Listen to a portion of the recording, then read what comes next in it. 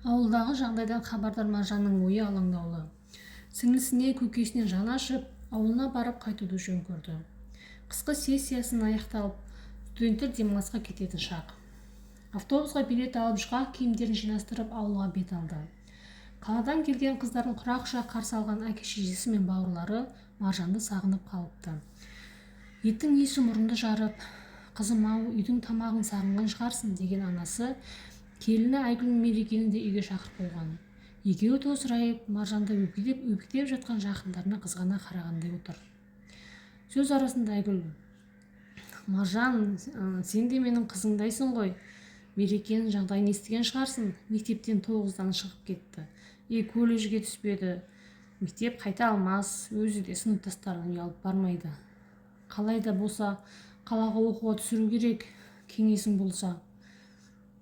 Жеңеше, дәл қазір жыл ортасы, ешқандай оқу орнын ала қоймас.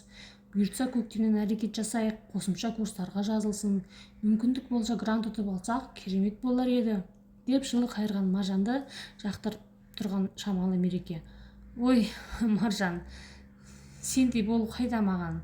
Білесің ғой мені мектептің коридорында оқығанымды, деп арсыздана күліп жіберді. Сәкен қызының жадыраған жүзіне, саралы санасына сырттай сүйсініп отырды.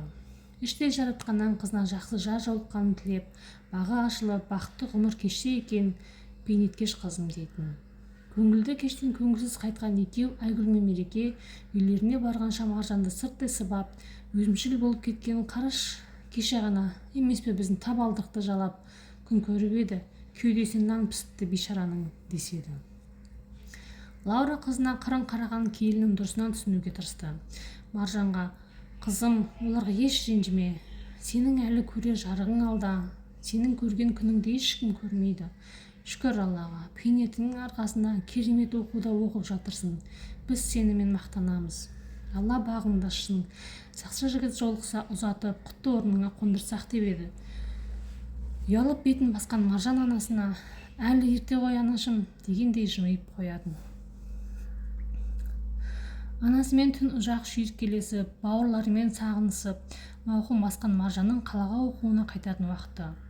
Құрт майын дайындап, киімдерін реттесуге көмектескен анасы қызына бар білген ақылын айтып жолға шығарып салды.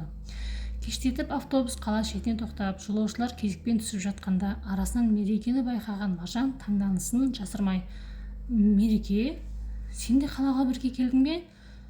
Ойбай, не болды аузыңнан қиып, адам көрмегендей? Немене, сатып алған қалаң беді?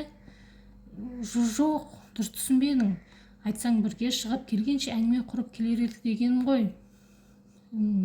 Иә, сонымен бұл жақта кімге келдің? Тұратын жайың бар ма? Өткенде сенің үйінде дастархан басында оқу жайлы шет жағасын айтқанымызды пәлсіндіп қалып ең. Анамның туысы Рая әпшенің үйіне тұрамын, оқуға көмектесемін депті. Көреміз.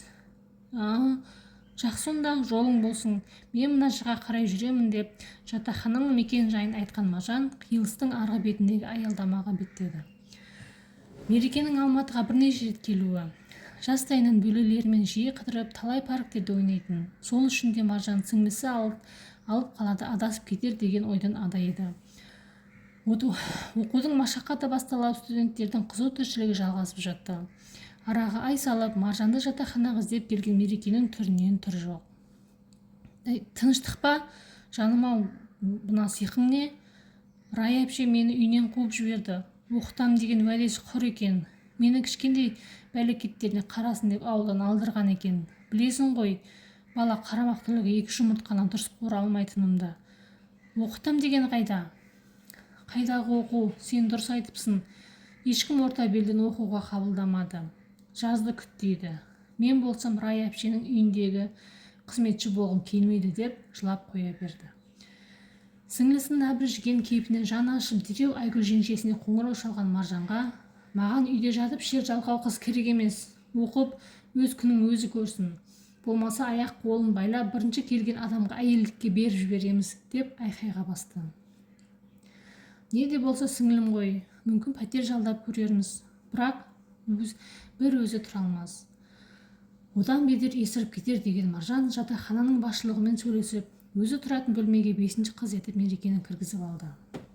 Мереке жатақханаға келгелі қыздардың арысы жақсы емес.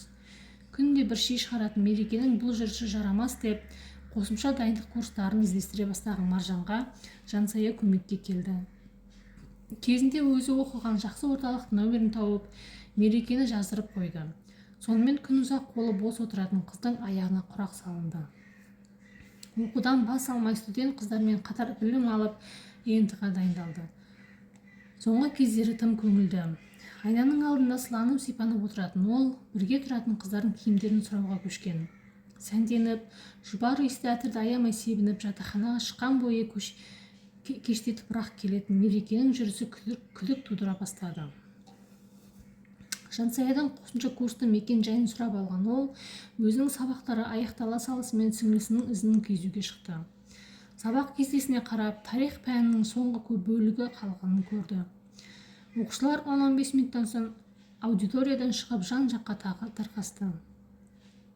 Мерекенің қарасы көрінбеген соң алаңдап ішке енген Маржанның үстінен мұздай су қойғандай состиып тұрып қалды. Сәлеметсіз бе? Кімге келдіңіз? деген оқытушы ағайды сол кештен бері ойынан бір сәтке де шығармай, құтқарушы батыр мен кездейсоқ кездесуді қайта қалады емес пе?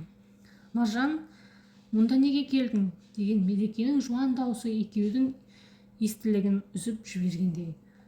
Ләм-мим деп тіл қатпаған күйі бұрылып сыртқа шыққан Маржанның артынан жүгіре жөнелген ағай аң-таң Мереке асықпай дәптерін сөмкесіне салып жатты.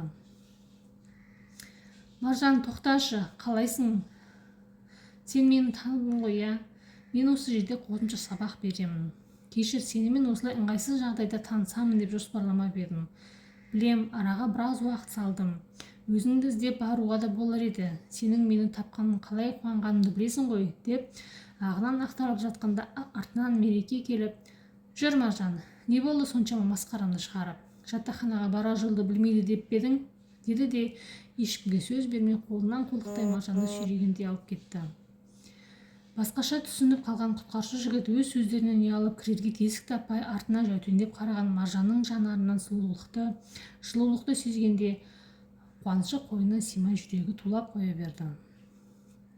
Өзім де саған айтқым келіп жүрген, ол ағайдың аты Жанғали, біздің красавчигіміз. Бүкіл қыздар сабағына тек бетіндегі ямочкасы мен бадырайық әдемі көздеріне қызыға қарап отырады. Айтшы, жігіттің төресі ғой, иә? Астында қап-қара жібі бар, өзі де байдың баласы. Бой десе бойы, ой десе ойы бар.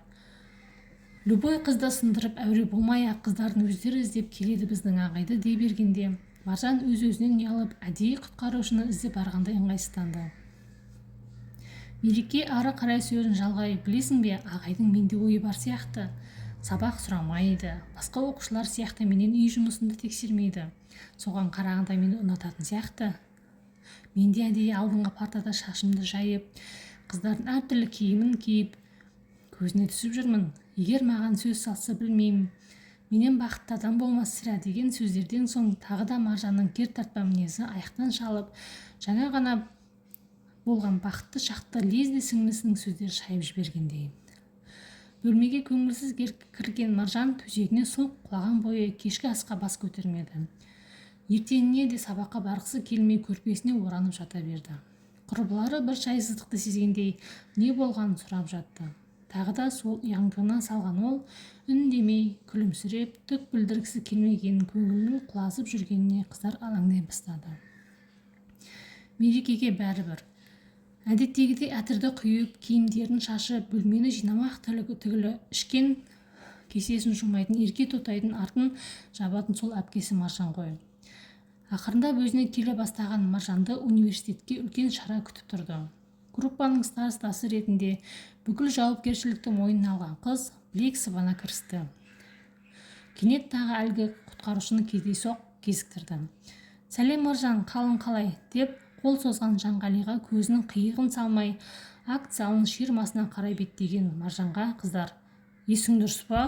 Бұл Жанғали ғой, деп аң-таң қалысты. Маған салса неге тәуекел мүслім болмайды?